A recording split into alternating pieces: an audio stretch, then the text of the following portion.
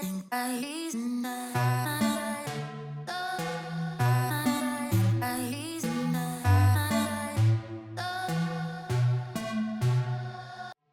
morning. That is week 10, run 1 done and in the books, and we have crossed the starting line for week 10.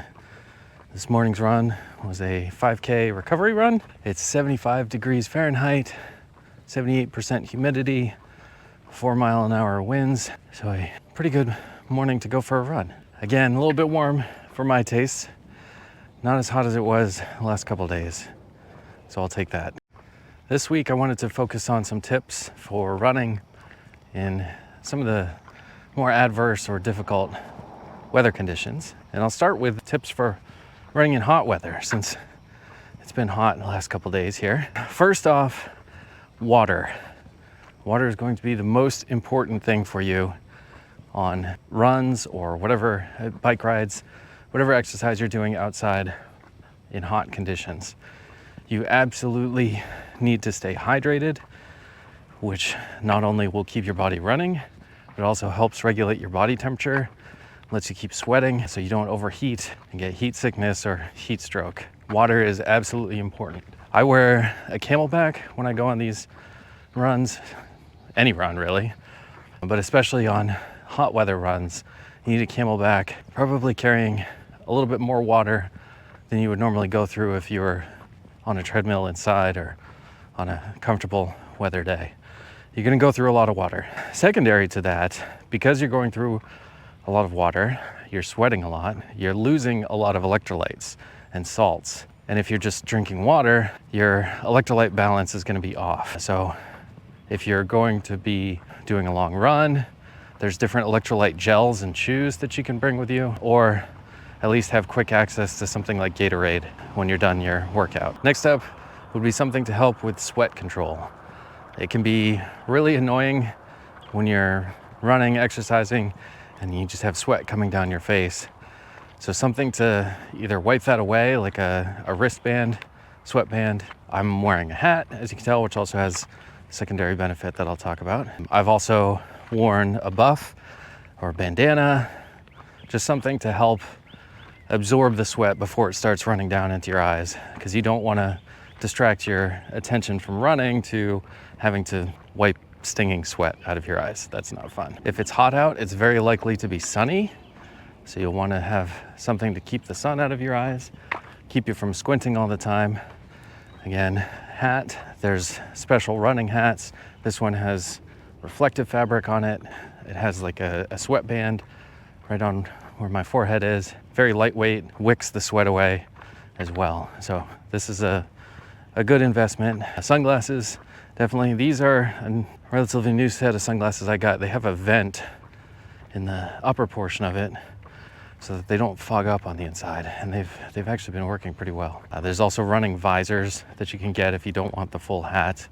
But again, squinting all the time is distracting, and you want to focus on whatever exercise it is that you're doing. Last, but definitely not least, is the clothing to wear. This is where I think synthetic fabrics take a win. You want clothing that's lightweight, that doesn't cling to you when you get sweaty, that helps wick sweat away, so it pulls it away from your body and to an outer surface of the fabric so it can evaporate, help keep you cool. You want brighter colors, lighter colors to help reflect back some of the heat energy from the sun rather than absorbing it. And I mean, most fabric has it inherently, but you want something that helps block some of the UV rays from the sun so you don't get sunburned. In addition to clothing and all these other accessories, as I just mentioned about sunburns, if you are going to be outside and it's going to be sunny, make sure you are wearing sunscreen, something that is designed to be worn in sporting environments, something that'll stay on you even as you're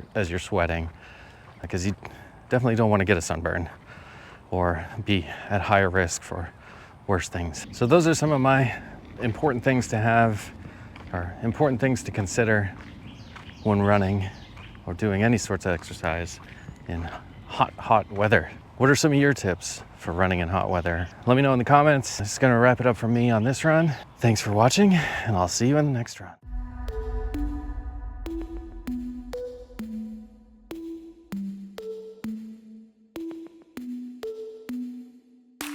morning. That is week 10, run 2, done and in the books. It was a 1 hour recovery run. I got about a little more than 5.25 miles done. It's 78 degrees Fahrenheit, 87% humidity, 3-mile-an-hour winds. So it's a pretty warm, humid, and stale morning with no breeze other than the breeze I was making as I was running. Now, I've been fortunate that in this training, I've only had to run in the rain once out of all the runs I've been doing. But I have run in the rain a lot in the past, especially when we were stationed overseas and we were living in Europe. Just like with running in hot weather, most important thing is hydration. You may not realize you're sweating because you're just soaked from the rain, but you're sweating just as much, losing those salts. So you need to keep hydrated. You need to have some way of getting electrolytes back into you, either while you're running or just after you're running, to help your body recover quickly. The next thing is look into different types of anti-chafing options. It can either be like a roll-on stick method, a cream, something like that. While we think of rain making things slippery, like the road, sidewalks, stuff like that, it doesn't make your body slippery. And since running is a repetitive motion where your arms are constantly running against your upper torso, your thighs are constantly rubbing together, you need to look into something that'll help reduce or prevent the chafing as much as possible, because that will get uncomfortable quickly and can cause abrasions and cause you to start bleeding too. For clothing, I feel like this is another area where synthetic fabrics take the win. You want to look for lightweight, non-clingy fabrics, preferably stuff that still will wick the sweat away from you. Absolutely stay away from cotton. That's just gonna soak up all the rain and just keep getting clingier and heavier and insulating and just very uncomfortable overall. You want to have clothing that's bright colors, preferably something that's reflective as well, because even if you're running in the rain and daylight, it's still reduced visibility. If you're running along the road, you want to still be highly visible to any drivers that are going to be having to deal with wipers and diminished visibility as they're driving along. So make yourself as visible as possible. If you have access to lightweight, water repellent outer garments, like a running jacket, something like that, again, keep it lighter weight, but something that'll block the rain from getting to you. Those can be handy if you're on a longer run to help keep you dry. But keep in mind that they may not vent as well as normal clothing, so you may start building up heat and sweat on the inside of it while still blocking the rain on the outside. So it can get still a little uncomfortable with that. Next step is to just be aware of your route that you run and that you may need to change it. If you typically run trails, keep in mind those trails might be muddier, slipperier, might be high risk of injury. If you run in an area that's prone to flooding, you may have parts of your route blocked off or inaccessible. If you're running along a dry creek bed or riverbed, be aware that those areas can be prone to flash flooding. You know, in San Antonio, I used to run on the Greenway trails a lot, and those are trails that are built along essentially dry riverbeds, and then anytime there was heavy rain, they would completely flood. So you definitely can't be anywhere near those when you get heavy rain going on. So keep in mind possible flood areas, muddy areas, things like that. And finally, just as important a rule as the first one with hydration, if you are running in the rain and it is cold, you need to have a way to get into dry clothes and get warm as soon as possible after the run is done. Wet clothing acts as a conductor to pull all the heat away from you, and you would be at high risk for hypothermia if you stay wet and cold, especially because your body is going to be fatigued from the run that you're doing as well. So it's not as efficiently going to be able to keep you warm. So with all those tips for running in the rain, hopefully you learned something. If there's any tips that you think I've left out, be sure to leave them in the comments. Again, thank you for watching. I'm gonna wrap up this, and I'll catch you in the next run.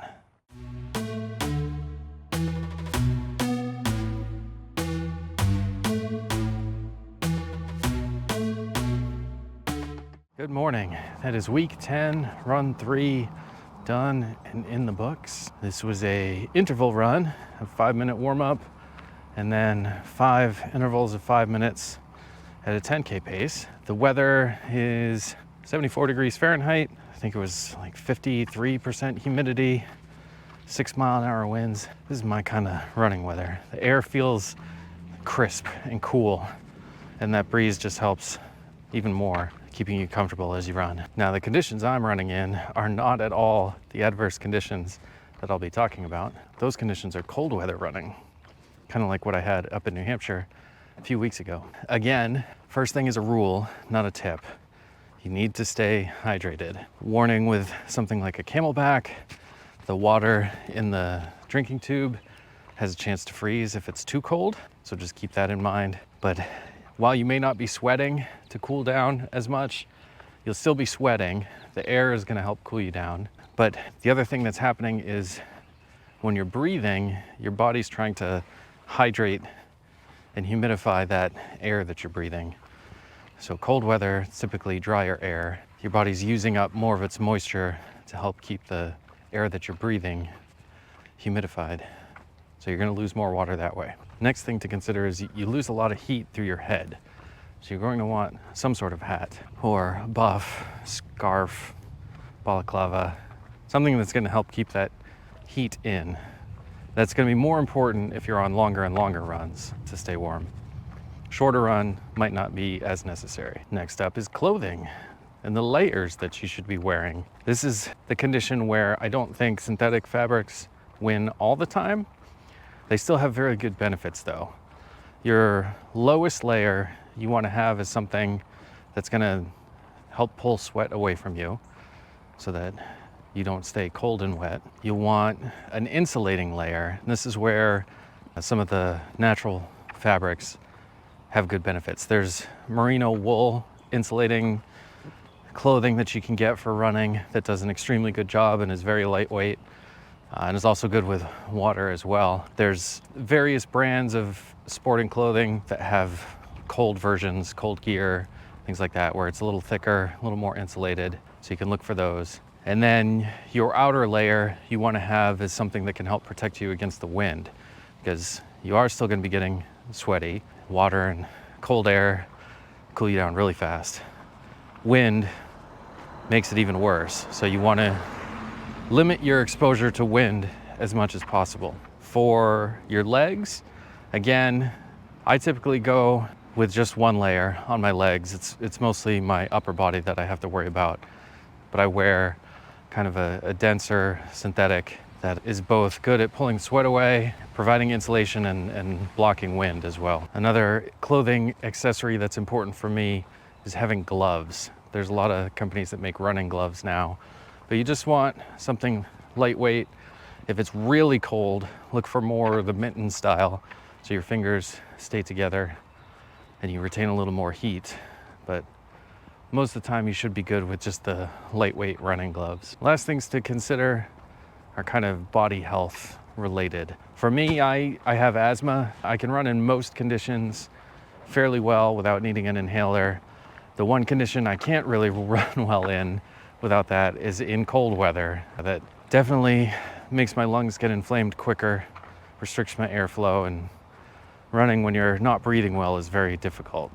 So keep that in mind, that cold air may make certain conditions worse for any respiratory conditions you may have. Next, just like materials, if they're in cold weather, they're more brittle.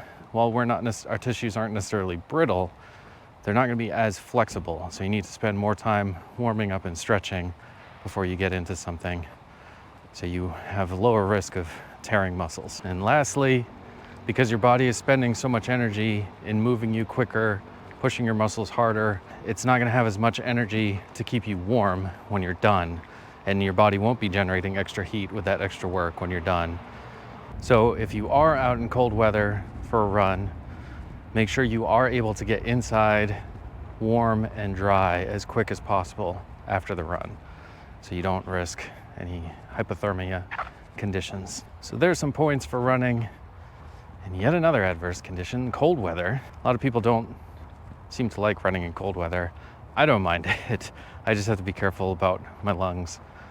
That's about my biggest worry with it. I'd rather run in cold weather than hot weather. How about you? Let me know in the comments below if you prefer running in hot weather or cold weather for adverse conditions. I'm just about done this cool down walk now. I'm gonna sign off here and I will catch you in the next run.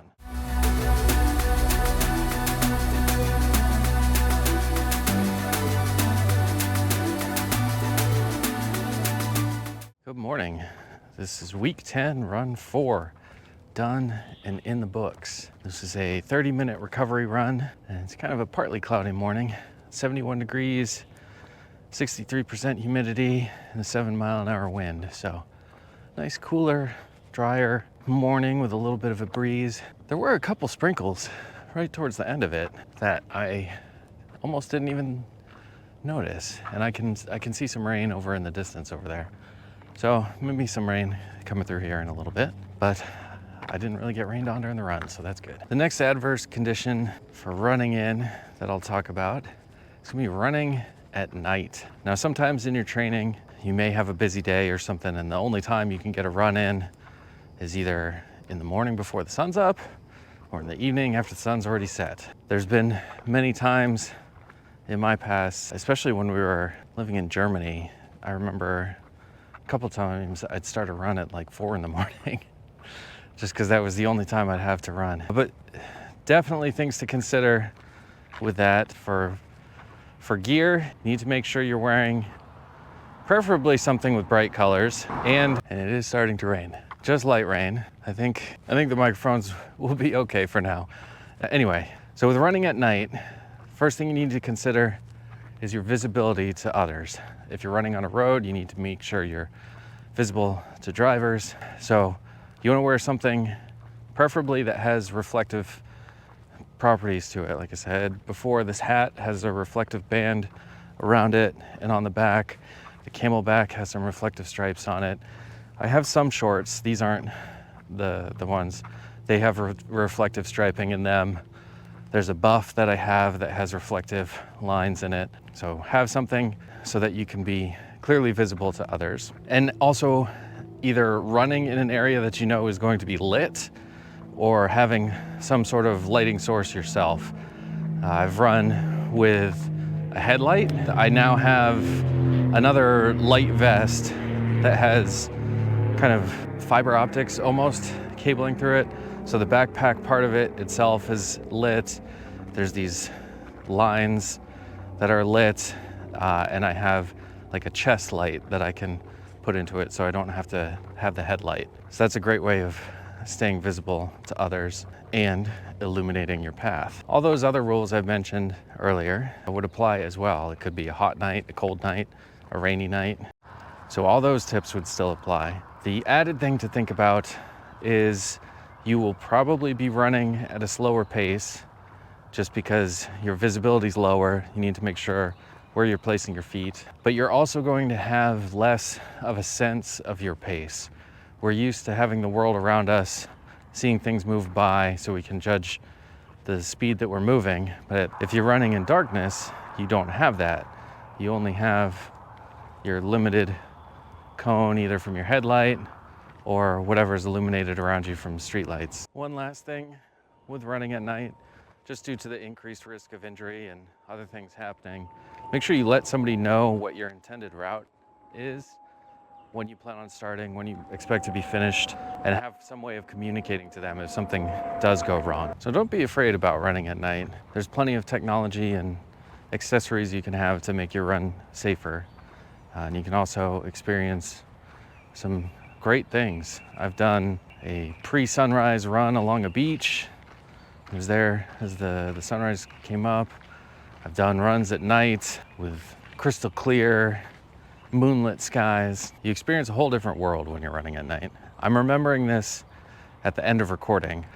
When you're running with a headlight or chest light, make sure it has enough charge to get through your run. I did have one run where my headlight died about halfway into it. It was a shorter run. I think it was only about a 2-mile run, but it died after about a mile in, coincidentally right next to an old cemetery. Fortunately, it was a full moon or near full moon that night and very clear.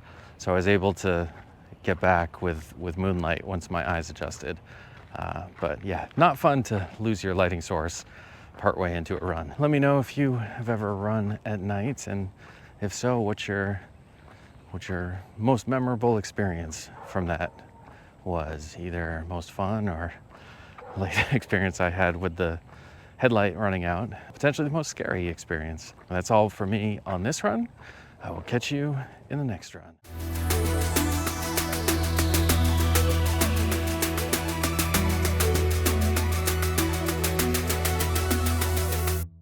Good morning.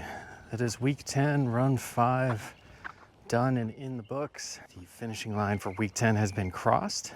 This was a 2-hour recovery run on a cloudy and smoky South Carolina morning. There's a fire somewhere because it's been smoky pretty much the whole run. It's 72 degrees, 82% humidity with a 6-mile-an-hour wind. Like I said, partly cloudy.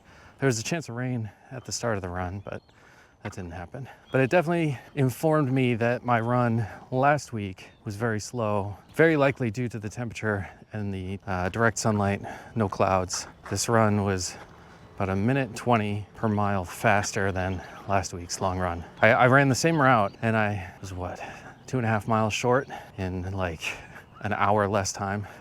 Running in the adverse conditions that I've done for this week, there's one final thing to keep in mind that is very important. If the conditions are too rough, or you don't think you can get your run done safely in those conditions, either you haven't been running in those temperatures, your route is likely going to be slippery, muddy, the best thing to do is to not do it. It's better to be safe, don't injure yourself, and be able to continue in the future than it is to try and force something that's going to be too hard on you. There's no smart reason for trying to push yourself in those adverse conditions if you aren't prepared for them. Much like I had some challenges at the start of this training plan with those first 4 weeks being compressed schedules, the next big hill on the horizon for me is we've got about 2.5 weeks left in this neighborhood before we start the process of our move this summer.